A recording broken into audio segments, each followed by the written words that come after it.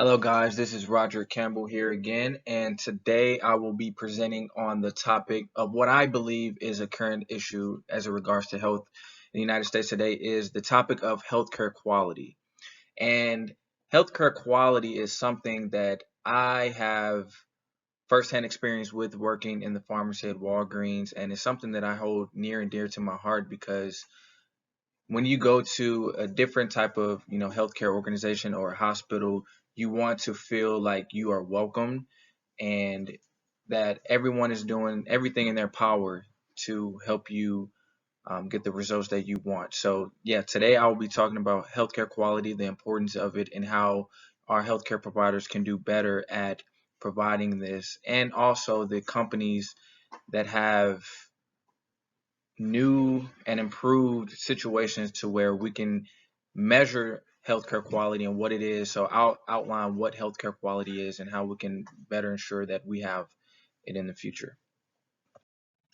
For today's outline, I am going to once again start by talking about why healthcare quality is important and why I think it's a current issue. I think beginning with why sets the tone for my reasoning and choosing this to be a current health topic because a lot of people might not think that it is a current health issue or health quality isn't as important as some of the other things that we see today, such as COVID. But this section, I'll be explaining why I feel that this is the one of the current health issues that I think we need to be more educated on and you know do an area that we can always do better in.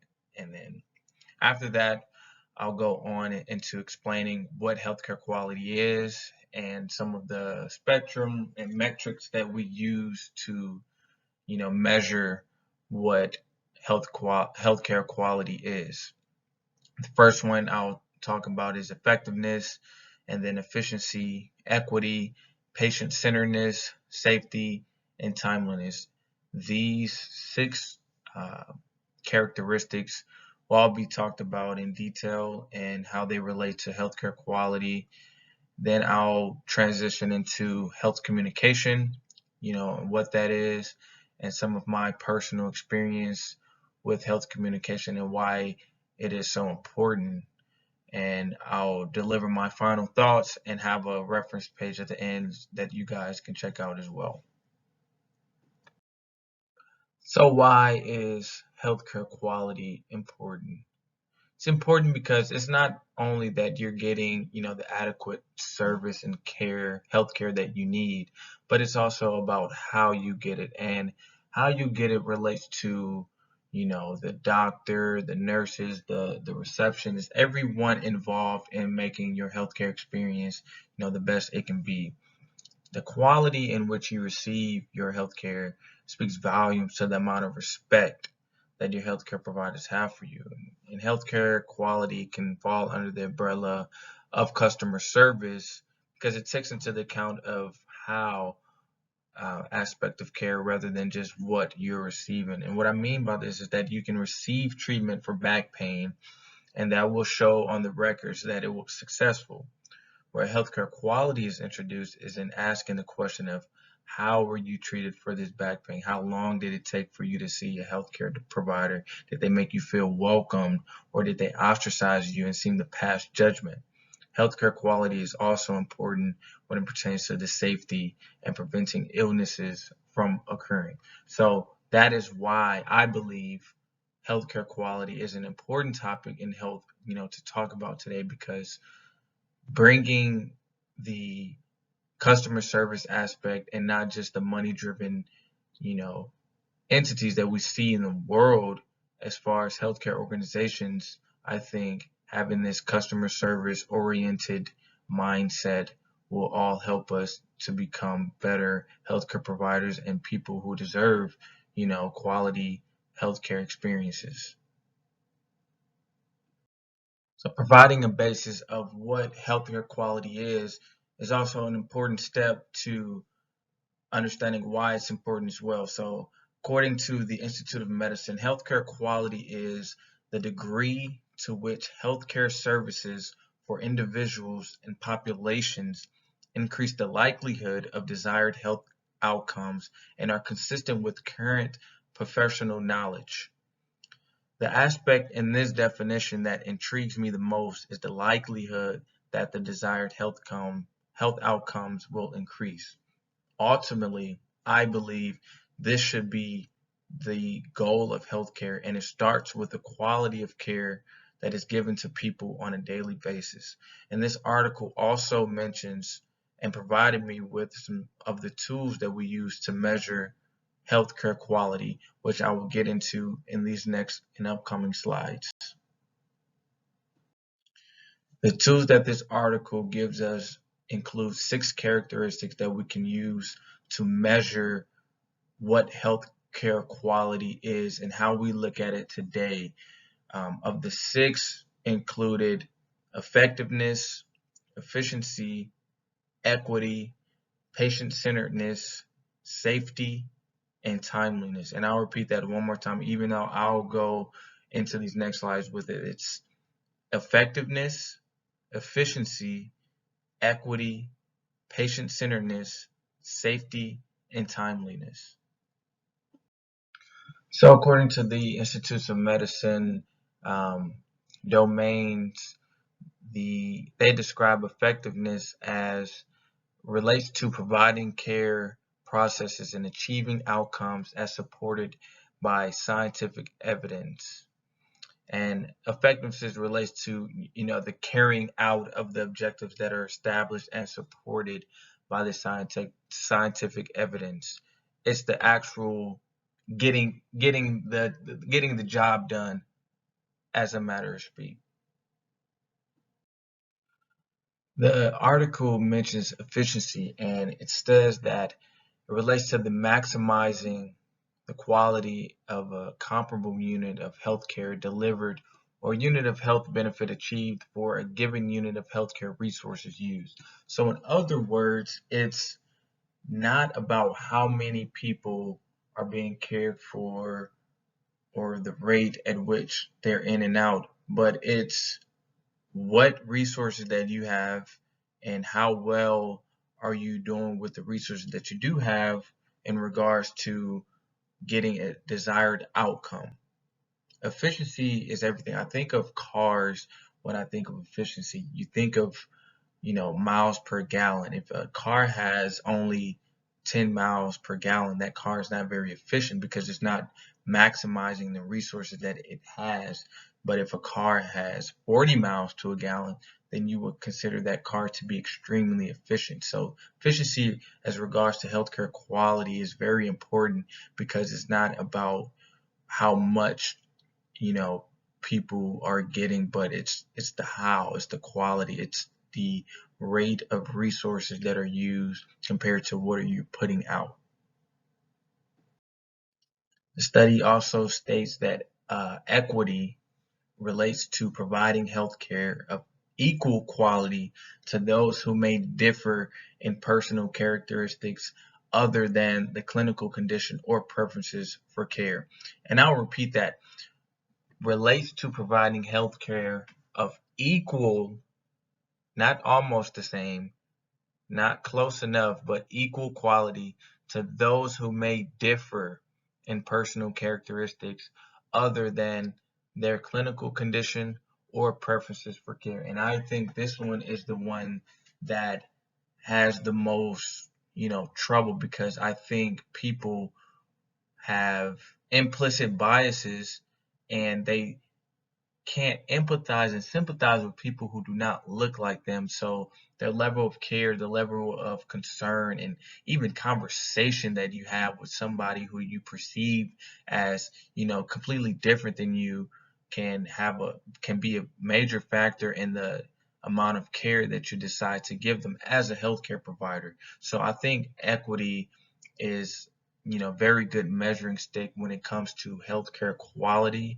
because you want to make sure that you're doing everything that you can and in your power, in your organization's power, to have this equal quality to those who may differ in, personal characteristics, whether that be they're disabled or a different race, of a different, weight class, shorter, taller, it doesn't matter.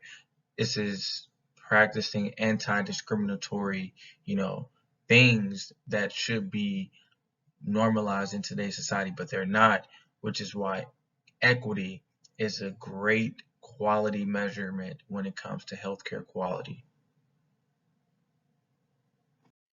Patient-centeredness is one of the measurements of quality that I think seems straight cut, straightforward, and obvious, but I don't think it is once I explain why. They say that relates to meeting patients' needs and preferences and providing education and support. While this is describing what patient-centered is, I think it's an attitude that you have to engulf as a whole healthcare organization, because if you don't put the patient first, and if you put monetary gains and the economic status of the company over the patient, then you're not engaging in patient-centered practices.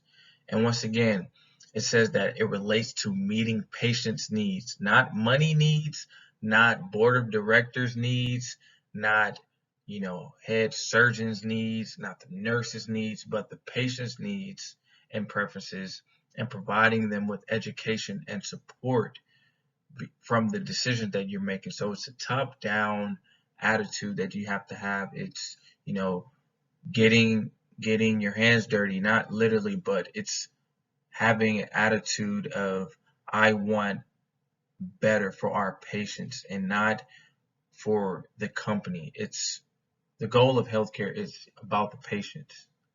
And when you have patient-centered as a quality, measurement, I think that is something that you should look forward to and scoring a high check mark on when audit comes and they're measuring the quality of your healthcare organization as it regards to patient-centeredness. Throughout the entire healthcare quality experience, I think safety is one that isn't overlooked, but I think it's one that is an obvious one. You think about safety, but you almost take it for granted. But when you do not have, safety, when there is, events that relate to actual and potential bodily harm, you have that experience and you think of it as, oh, that wasn't a quality healthcare experience because I was harmed, or I was potentially harmed by, this, because this safetiness should be of the utmost importance in any healthcare organization. And once again, it says it relates to actual or potentially bodily harm. So I think that's a fair quality measurement for safety to be in regards to healthcare quality. Have you ever been waiting in line for, say, a movie, and you've been waiting for hours on end, and you get in the movie and it's not even what you expect it to be? I'm going to relate this to healthcare, because if you're waiting and waiting in line for, the doctor or to see, healthcare provider, that can really deter your mood. It can make you feel more stressed out about an ailment that you might have. And they say that it relates to obtaining needed care while minimizing delays. So delays can be anything from talking on the phone with an automated voice system. It can be waiting in line for hours at the hospital. And I don't think that is something that patients like. And this circles back to customer service, the customer service aspect of healthcare, because it really is. You have to think about the timeliness in which you do things. You don't want to waste people's time, because time is precious. And when you do waste people's time, it lets them know that you do not respect them enough to have them as a priority. So why should they feel important? Why should their level of healthcare quality diminish because there are a lot of delays with the healthcare quality and the process with the help that you're giving them. There shouldn't be any delays. While there are going to be delays, you should work on minimizing the delays and locate exactly where those delays start and keep alleviating these problems, because this is an excellent quality measurement for healthcare. Another tool that the article didn't mention, that I believe is important for the implementation of healthcare quality, is health communication. And health communication is an area that can commonly be overlooked due to the time constraints healthcare providers have and the different quotas they are encouraged to meet. My personal experience within health communication thus far provides me, I believe, with the necessary background to expand on this topic and enhance the listeners out there right now understanding of why health communication is vital through a series of my personal examples and work in the pharmacy. One of the first things I learned while working in the pharmacy at Walgreens is the importance of health communication.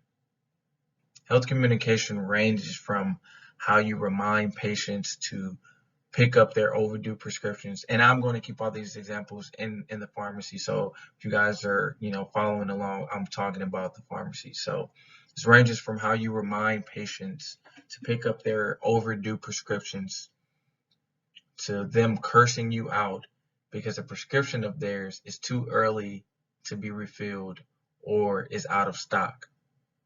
Remaining calm and respectful is probably the best advice you can receive, because you never know what someone is going through, and if you compound two negatives in a healthcare setting, this usually does not end up favorably in your way. For example, a patient came into the pharmacy to pick up his prescription for his daughter.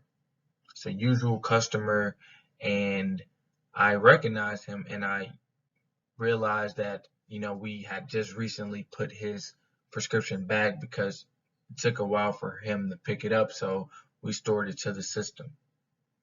Politely informed him that after doing my due diligence and looking for the prescription, that we would have to get the prescription ready again because it was over a month since it was ready, and then we stored it back to the shelf. He proceeded to call me incompetent at what I do. I'll repeat that. He proceeded to call me incompetent at what I do. Now, there are choices that I had to make in a split second. Do I listen to this insult and lash back out at him, or do I keep a smile on my face and ensure him that we will work diligently to get his prescription ready as fast as possible? I think choosing the latter proved to be beneficial because not only did he notice, but the others around noticed too. Doing the right things when it comes to patients is a nuanced subject, because nowadays the healthcare industry is money driven, which can put the needs of patients on the back burner, which should never, never be the case. Another example that I will leave you guys with is an example of when the COVID-19 pandemic first began. We began to deliver prescriptions to patients who couldn't pick them up. These were mostly elderly patients, and we provided the service every day free of charge. And we would send out the prescription to older ladies, address every single day, and the mail guy will come back and yeah, no one is picking up, no one is, picking up the mail. So they'll bring it back to the store just so it's not sitting out there. So I call, and I get no answer. So we don't know if she changed phone numbers or what happened. Finally call again, and a young man picks up the phone and informs me that it was his mother and that she had recently passed away, and that he appreciated us for calling, but they wouldn't need, our services anymore because she had passed away. And it took me a while. I was on the phone and I had to hold back the tears, and my pharmacist was looking at me because they didn't know what I was on the phone with, who was I on the phone with, what we were talking about. And talking with this young man gave me the necessary tools that I needed to have the empathy in speaking with anyone, because you never know what someone is going through. You never know who someone lost. And I think if I answered the phone in a different tone, it wouldn't have made him feel comfortable, to share their information with me. And not really saying too much, I think he understood that how deeply sorry I was for his loss, and I expressed this to him, but it was one of the hardest thing that I had to do, because the lady, she came in all the time, and I kind of built a rapport with her, and now to hear that she has passed away, and I can hear her son on the phone, you know, crying and holding back the tears almost, it hurt me, but at the same time, I have to stay professional in a sense, but I'm also human at the same time. So I knew that I had to communicate in a way where I portrayed empathy and always polite within the conversation. So that's why health communication is a quality that I think should be in addition to, the qualities that the Institute of Medicine, in their domain in the article, stated, because it's something that you can't take for granted. How people say things versus what they do can make all the difference sometimes. I can tell you to do something that is very ordinary. I can tell you to go drink some water, but if I yell at you, if I belittle you, you're not going to want to drink the water. But if I say, hey, you should go drink some water, then you're probably more likely to go drink some water. And this is with any communication, but specifically health communication, because how someone perceives information that someone is telling them can make all the difference. To finish up this presentation, I just have a few final thoughts on healthcare quality. It's something that I believe every healthcare organization should take seriously, because we should always put our patients first. And that's even one of the qualities of measurement, that the Institute of Medicine suggests, is patient-centeredness. And we can do this by, you know, increasing our levels of education when it comes to health communication and how we present information, how we speak with patients, and how often we contact them and smile, and all the little things, nonverbal contact, nonverbal messaging that we can send to help the whole experience become more positive. And once again, healthcare quality is an area that is important to consumers and patients, whether you're at a hospital or a pharmacy picking up your prescription. And the quality is something that people are going to remember and want to come back to and feel that they are welcome and continue to use your services. And it also speaks volumes to the amount of respect that your healthcare providers and your company, shows your patients. Like always, I appreciate you guys for tuning in today.